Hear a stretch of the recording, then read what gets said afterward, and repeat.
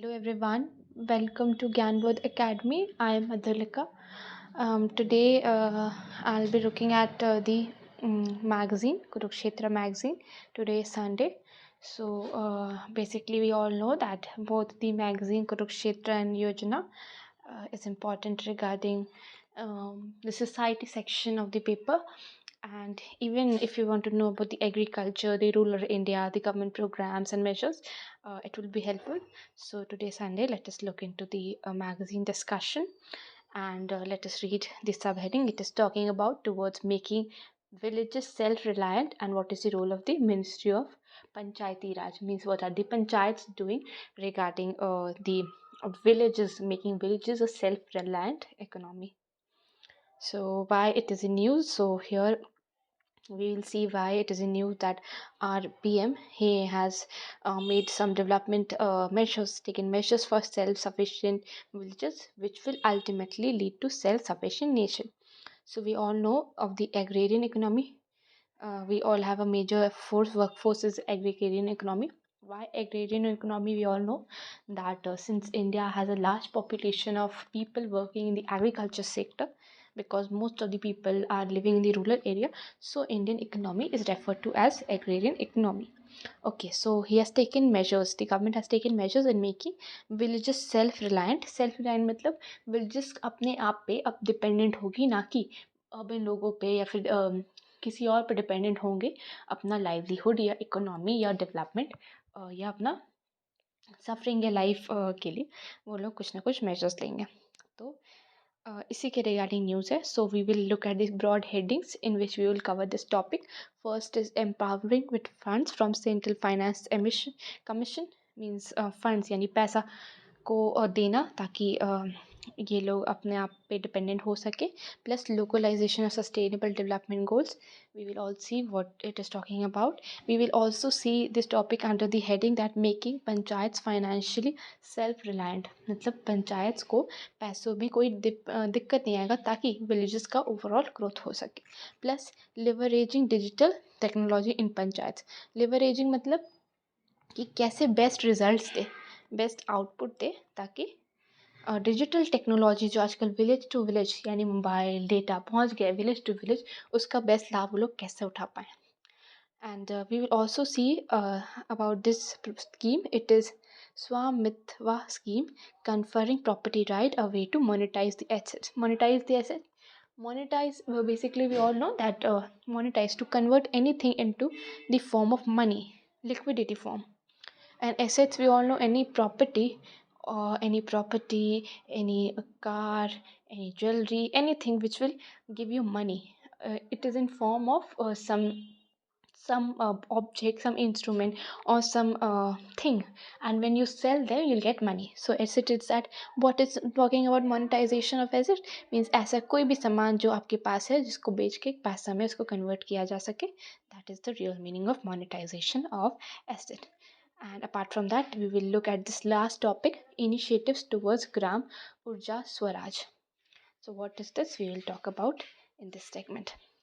So let us now jump into the discussion. First, I'll read out. Our esteemed Prime Minister Shri Narendra Modi has clear vision that developing self-sufficient village is the only way to create a self-sufficient nation. Currently, approximately 60% of India resides in rural area and 51% of our workforce engages in agrarian economy. Village empowerment in this context equates to national empowerment. This step taken by the government of India is the last decade towards making villages self-reliant are historic and far-reaching. तो इसमें क्या बोल रहा है कि हमारे PM के पास एक क्लियर विजन है, मतलब उनके दिमाग में क्लियर है ये बात कि हम लोग के विलेजेस को, रूरल इंडिया को सेल्फ सफिशिएंट बनाना है. Self sufficient in terms of food, in terms of their livelihood, in terms of their employment opportunity. उन लोगों को सेल्फ सफिशिएंट बनाना है. उनके पास बहुत पॉवर्टी, बहुत सफरिंग और बहुत लैक ऑफ फैसिलिटी है. तो उसके लिए उनके पास क्लियर विजन है to make them self sufficient which will ultimately lead to self sufficient nation. Nation क्यों बोला जा रहा है? क्योंकि मेजर पॉपुलेशन जो है इंडिया का, उसमें 68% मतलब मेजर पॉपुलेशन रूरल एरिया में रहता है. इतना इस देश में गरीबी है कि 68% लोग रूरल पीपल है. और इसमें से 68 में से 51 people of the workforce are engaged in agrarian economy. जो काम करने वाले लोग हैं 51% सिर्फ एग्रीकल्चर सेक्टर में घुसे हैं, चाहे वो फार्मर्स हुए, फिशरमैन हुए, लाइफ स्टॉक रेयरर्स हुए हैं। Apart from that village empowerment मतलब प्रमोट करना विलेजेस को, उन लोगों को काम सिखाना, उन लोगों को काम में एंगेज करना, उन लोगों को किसी भी तरीके से प्रमोट करना is regarding village empowerment. In context equals to a nation empowerment. हम लोग जानते हैं नेशन एम्पावरमेंट क्यों। Plus the government has been taking last decade, मतलब लास्ट 10 सालों में गवर्नमेंट मेजर्स दे रही ताकि विलेजेस बिकम सेल्फ रिलायंट मतलब उनको किसी पे डिपेंडेंट ना होना पड़े। So let us read here. More than 2.5 lakh gram panchayats, which are responsible for local self-governments in rural area, are the driving forces behind implementing every effort made towards making the villages self-reliant. Gram panchayats play an important role in the successful implementation of the scheme of the central government and the state governments. The Ministry of the Panchayati Raj is contributing meaningfully towards the creation of self-reliant villages in various ways, like empowering them financially, reorienting their capacities to generate their own resources, making them digitally friendly, environmental conscious, preparing for the future to combat climate change for a sustainable future and the like. तो इसमें बोला जा रहा है कि हमारे देश में कितने ग्राम पंचायत से 2.5 ग्राम पंचायत है। इतने सारे ग्राम पंचायत क्यों हैं? क्योंकि हमारा 68% of the population rural India में रहता है और छोटा छोटा बहुत सारा विलेजेस है, बहुत सारा कस्बे हैं, तो उसको डील करने के लिए हमारे ग्राम पंचायत है लोकल लेवल में। तो it is talking about the local self governments in rural area. वो लोग रिस्पॉन्सिबल क्या है before implementing any of the scheme. चाहे कोई भी सेंट्रल गवर्नमेंट का स्कीम हो, स्टेट गवर्नमेंट का स्कीम है, इसको प्रॉपर इम्प्लीमेंटेशन का इम्पॉर्टेंट रोल कौन प्ले करता है? Gram panchayat of India, of villages, different villages. So हम लोग यहाँ पे देख सकते हैं किन किन वे पे वो लोग कंट्रीब्यूट कर रहे हैं towards making villages self reliant, मतलब विलेजेस गांव के लोग खुद पे डिपेंडेंट हो, ना कि किसी पे। तो उसके लिए वो क्या कर रहे हैं? एम्पावरिंग देम फाइनेंशियली, मतलब उन लोग को फंड्स दे रहे हैं, कैपिटल दे रहे हैं, ताकि वो लोग कोई अगर कुछ काम करना चाहते हैं इन्वेस्टमेंट के लिए, मतलब किसी भी स्टार्टअप के लिए, छोटा मोटा दुकान खोलना चाह रहे हैं तो उसके लिए फंड्स देंगे। Reorienting their capacities to generate their own resources का बेस्ट यूटिलाइजेशन कैसे करना सिखा रहे हैं। मान लीजिए आपके पास खेत है तो शायद वो पेस्टिसाइड दे दे, वो अदर केमिकल दे सके ताकि खेत में प्रोडक्शन हो सके। फिर उसके अलावा मेकिंग देम डिजिटली फ्रेंडली, उन लोगों को टेक्नोलॉजी के बारे में सिखा रहे हैं। मान लीजिए कोई पर्सन है, उसको बता दिया जाए गांव के लोगों को कि यूट्यूब क्या है, कैसे उसमें प्रमोट किया जा सकता है या शॉर्ट्स बनाया जा सकता है जिससे पैसे अर्न किए जा सकते हैं। तो promoting them friendly, digital friendly, environmental conscious, preparing them for future to combat climate change for a sustainable future. Then we will see the schemes works initiatives activities of the Ministry of Panchayati Raj are discussed, which are helping panchayats become a self-reliant. अब हम लोग यहाँ discuss करेंगे कौन कौन सी schemes है, कौन कौन सी एक्टिविटीज़ है जो पंचायती राज हम लोग के देश का कर रहा है ताकि विलेजेस क्या हो सके? सेल्फ रिलायंट हो सके। So first we will come to this topic, empowerment with funds from Central Finance Commission. The Government of India develops funds to supplement the financial resource of panchayats. Under the 15th Financial Commission, grants to turn rupees 60,750 crore has been allotted for the interim period of financial year 2020 to 2021, and rupees 2,36,805 crore has been allotted to the period financial year 2021 to 2026 to panchayats, to all the 3 tiers and local traditional bodies and 6 scheduled areas in the 28 states. So we will discuss this. First it is talking about कि हमारे जो government है,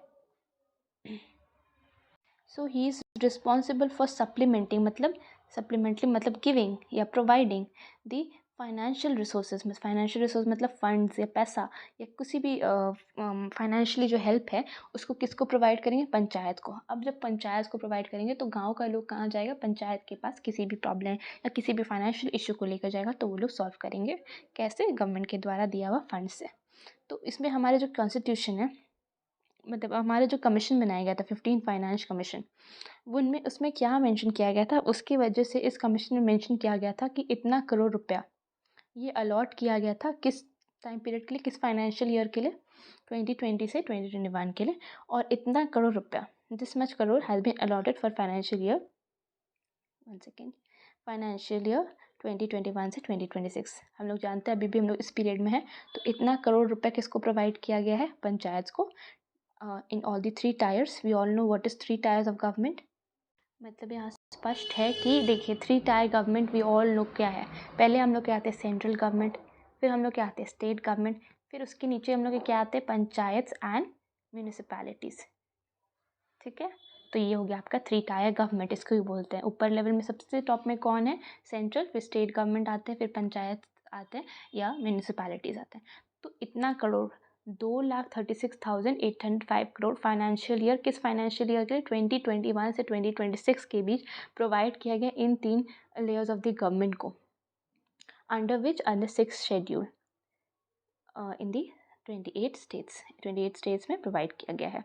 उसके अलावा बोला जा रहा है यहाँ पे, the grants are in 2 parts, basic grants and tied grants. Tied grants. The untied grants can be utilized for felt needs on 29 subject ended under Schedule 9 of the Constitution of India, except for salaries and other establishment cost. The tied grants are to be utilized for basic facilities, especially drinking water and sanitation. तो देखिए 2 parts में divide हुआ है पैसा। पहला है untied grants और दूसरा है टाइड ग्रांट्स। अनटाइड ग्रांट्स में मेंशन किया गया है, it comes under the schedule 11 of the constitution of India. तो यहाँ पे इट इज़ टॉकिंग अबाउट जो भी फंड दिया गया है वो 29 सब्जेक्ट्स जो शेड्यूल 11 के under mention of the constitution, उसमें अप्लाई होगा वो फंड्स उस पर्पज़ के लिए जो 29 सब्जेक्ट 29 टॉपिक्स मेंशनड है जिसके अंदर पैसा खर्च करना चाहिए अंडर शेड्यूल 11, वो पैसा एक पार्ट है। दूसरा पैसा है जो टाइड ग्रांट्स में है, it will be utilise for basic facilities जो आपका विलेज में रिक्वायर्ड है, ताकि drinking water, sanitation and all of that. Through the flow of Central Finance Commission grants, the provision of basic services in villages has been improved. The per capita per annum allocation of Financial Commission grants increased from rupees 54 in 12th Financial Commission to rupees 674 in 15th Financial Commission. देखिए इसमें बोला जा रहा है कि जो funds का grant है पहले से बढ़ गया है। 2005 से 10 तक हम लोग देखते थे कि कुछ रुपया 54 रुपीज़ के बराबर एक ग्रांट था, और आज के टाइम पे हम लोग इस ईयर, इस फाइनेंशियल ईयर या आने वाले समय तक देख सकते हैं 52 से कितना ज़्यादा जंप हो गया है 674 रुपीज़ में। और ये सब क्यों हो पाया है, ये 15th फाइनेंस कमीशन का प्रोविजंस के द्वारा, और जो भी बेसिक फैसिलिटीज़ मिल रहा है विलेजेस को, और per capita per annum, per capita मतलब पर हेड या पर person per annum, per year कितना वो लोग को पैसा मिल रहा है। Okay, now we will see of localization of sustainable development goals. As a signatory to 2030 agenda of sustainable development, India is committed to 17 sustainable development goals through internalizing the motto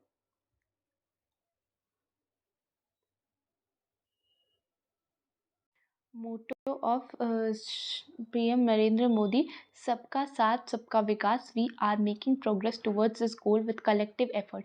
Given that nearly 60% of India is rural India, attainment of sustainable development goals at national level require action at the grassroots level of village, which is at panchayat level.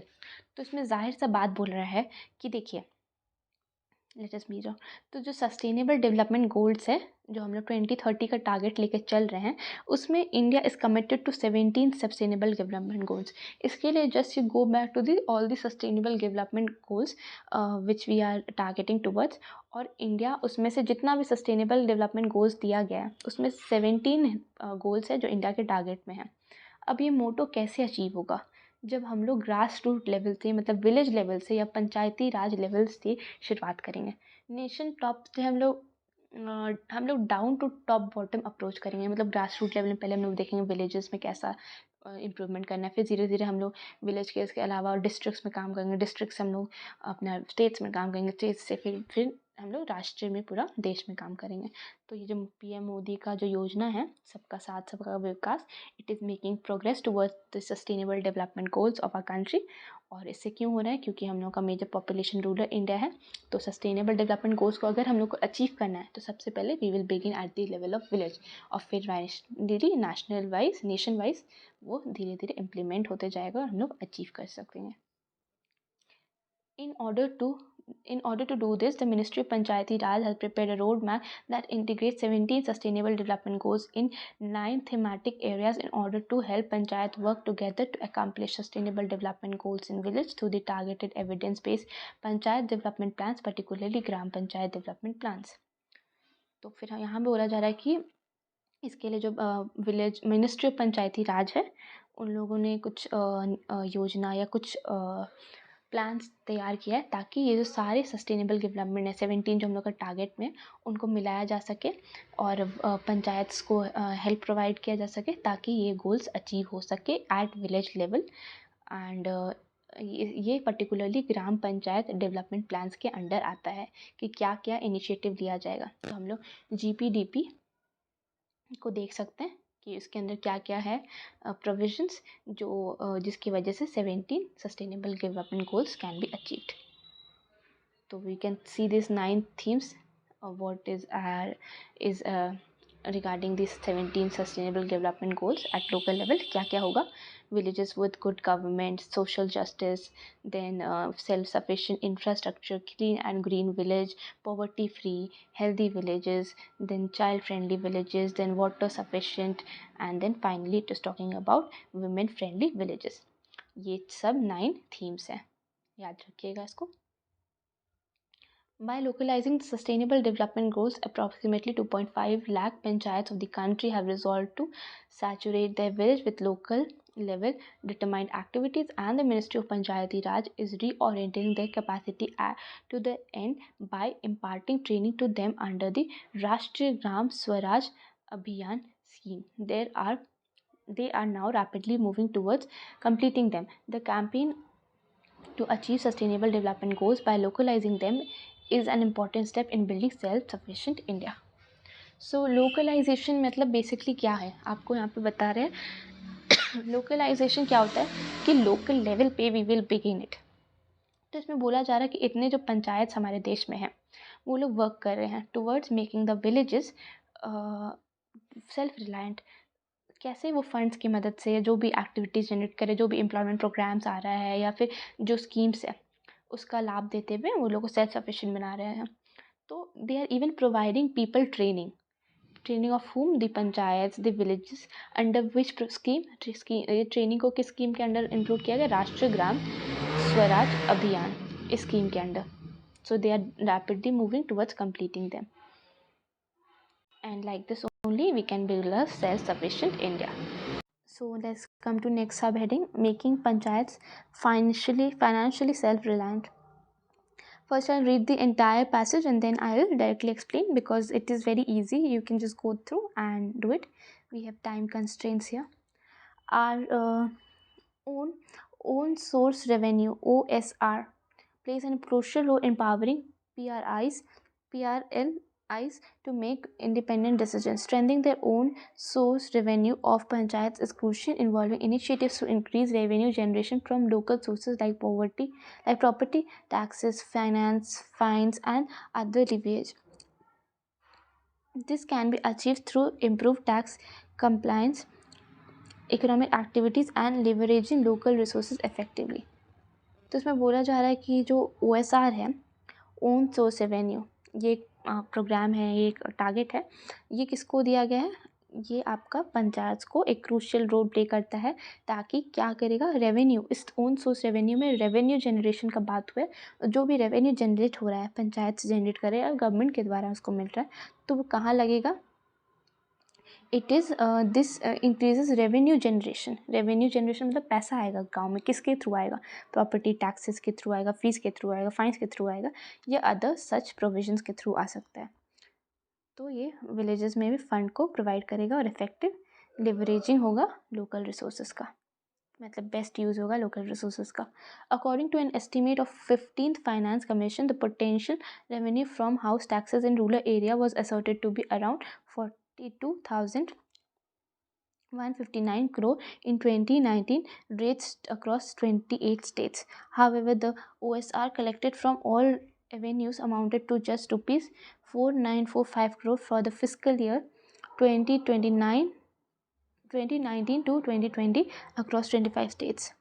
Presently, OSR generated by states and a union territory constitute an average of only 6 to 7% of the overall revenue, including Central Finance Commission and State Finance Commission funds allocated to panchayats during the period of 2017 to 18 to 2021 to 2022. This reveals a substantial potential for significantly enhancing OSR in rural India. देखिए इधर क्या बोल रहा है, आप थोड़ा ध्यान दीजिए. इसमें बोल रहा है कि जब टोटल रेवेन्यू जो जनरेट होता है किससे, हाउस टैक्सेस से रूरल इंडिया में, तो उसका अमाउंट कितना था आपका 2019 में, इतना 45, मतलब आप समझ के चलिए 40,000 करोड़ था अक्रॉस 28 स्टेट्स को लेके चले तो. और इसमें जो OSR है, मतलब OSR मतलब विलेज लेवल पे कितना रेवेन्यू कलेक्ट हुआ था, उसका सिर्फ 4,900 कुछ करोड़ रुपया जनरेट हुआ था अक्रॉस 25 स्टेट्स.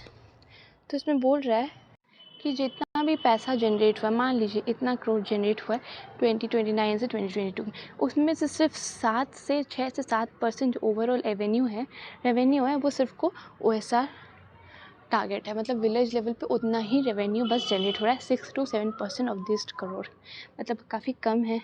पर ये धीरे धीरे बढ़ता जा रहा है और it is revealing that a substantial potential for the significant enhancing of OSR in rural area. मतलब कि इसमें बता रहा है कि कैसे इसको इंक्रीज़ करना है, गवर्नमेंट को मेजर देना चाहिए ताकि और रेवेन्यू जनरेट हो सके.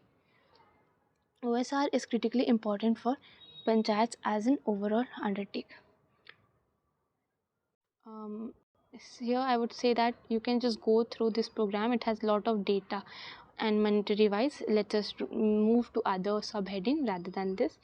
It is talking about leveraging digital technology in panchayats.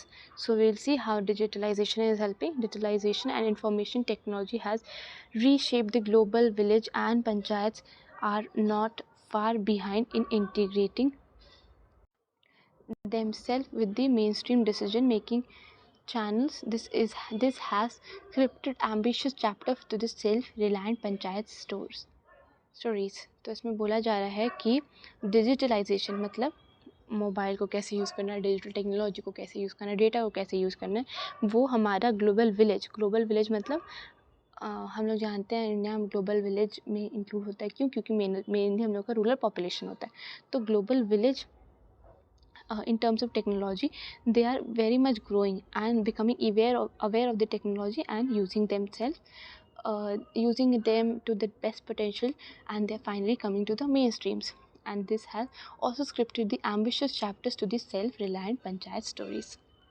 Plus, under the national e-governance plan, e-Panchayat is meaningful and far-reaching mission made to develop more transparent, accountable and effective self-governance with greater public participation through technology in Panchayati Raj institution. The objective of this project is to automate the internal work process of more than 2.5 lakh panchayats across the country. There are multiple e-governance initiatives launched by ministry to make the panchayat self-sufficient. So इसमें बोल रहा है जो e governance का बात हुआ, आप लोग पढ़िएगा e governance and all what else comes in that. तो इसमें क्या बोला जाता है, ई पंचायत का बात हुआ है, तो be aware of this term and you can go and do deeper study in that. इसमें बोला जा रहा है कि ई गवर्नेंस मतलब अकाउंटेबल गवर्नेंस हो, अकाउंटेबल पंचायत हो, वहाँ पे ट्रांसपेरेंसी हो, अकाउंटेबिलिटी हो, इफेक्टिव सेल्फ गवर्नेंस हो. This will lead to greater participation to technology. ठीक है. उसके अलावा बोला जा रहा है कि जितना भी हमारे देश में पंचायत हैं वो इस प्रोजेक्ट्स को ऑटोमेट करने में या फिर प्रोसेस में लाने के लिए बहुत मेहनत कर रहे हैं.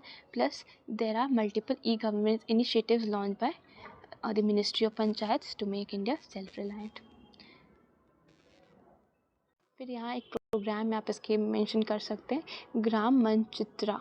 It was launched in 2019. The application is being integrated with spatial and non-spatial data from various ministries, district hospitals, sub-district hospital, CSCs, PSCs and sub-centers, Ministry of Health and Family Welfare, banking amenities like bank branches, ATM, banking correspondence, etc.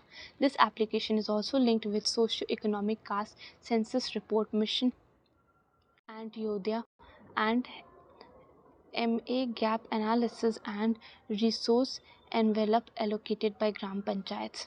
तो इसमें बोल रहा है एक programme के बारे जो launch हुआ था, ग्राम मनचित्रा. इसमें बोला जा रहा था कि एक ऐसा एप्लीकेशन है जिसकी वजह से सारा जो वेरियस मिनिस्ट्रीज़ है वो सब लिंक हो सकता है, चाहे वो हॉस्पिटल्स हो, सब डिस्ट्रिक्ट हॉस्पिटल्स हो या sub centre, ministry of health care, welfare, plus जो बैंक फैसिलिटीज़ प्रोवाइड किया गया, ATM and all. This application is linked with socio economic caste census, MA and MA gap analysis and resource envelope allocated to the gram panchayat. इस application से accountability रहेगा और ये application ग्राम पंचायत के लिए बेसिकली बनाया गया है. So all this information is available in one window which will support assess the gram panchayats in the users in better visualization of work for integrated planning towards integrated development and less dependence in towns and cities. तो इसमें बोला जा रहा है कि ये जो window एक ही टेक्नोलॉजी में सब अवेलेबल होगा, सपोर्ट या असिस्टेंस या गाइडेंस देगा ग्राम पंचायत को ताकि वो इस टेक्नोलॉजी को यूज़ कर सके और विलेजेस को कहाँ नहीं डिपेंड रहना पड़े, गांव यानी शहर या सिटीज़ में डिपेंडेंट ना रहना पड़े, ऐसे वो सेल्फ रिलायंट बने. E gram swaraj is a work based accounting software for panchayati raj institution was launched by Honorable Prime Minister on 24th April 2020. Integration of accounting module of e-Gram Swaraj and PFMS was carried out to provide an interface for the panchayats to make online payments, expenditure incurred by Central Finance Commission. eGSPI is one of the kind of interference for GPS to make real-time payment to vendor service providers. As on date, this much have been broadly eGPS. तो इसमें बोला जा रहा है कि ये जो आपका प्रोग्राम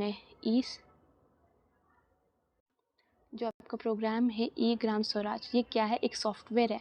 किसके लिए? पंचायती राज इंस्टीट्यूशंस के लिए. जो कब लॉन्च हुआ था आपका, हमारे PM के द्वारा लॉन्च हुआ था 2020 में.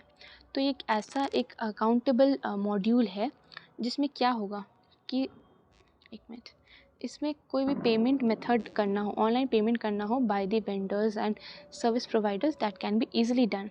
तो यहाँ पे कुछ ऑनलाइन पेमेंट्स लिखा गया है जो उन लोग के द्वारा किया गया है, including on all the schemes.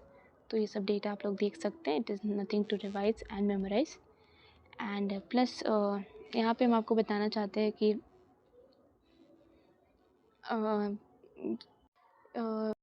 under this you can just go through this heading. It has lots of data कि कितना करोड़ रुपया लगा, कितना करोड़ रुपया जनरेट हुआ या ऑनलाइन पेमेंट हुआ, and it has not much strength, so you can just go through it. Plus the initiative towards gram Urja Swaraj, this also can be just gone through. ये सब आप लोग स्कीम याद कीजिएगा और इसके अंदर थोड़ा थोड़ा प्रोविज़न या उसका क्या क्या इम्पैक्ट रहा है. बस आज के लिए इतना ही. आप लोग इसको और ब्रॉड तरीके से देख सकते हो, कवर अप कर सकते हैं, which will be helpful for your GS paper 3, GS paper 1 और any such thing. That's all for today. Thank you and have a wonderful day ahead.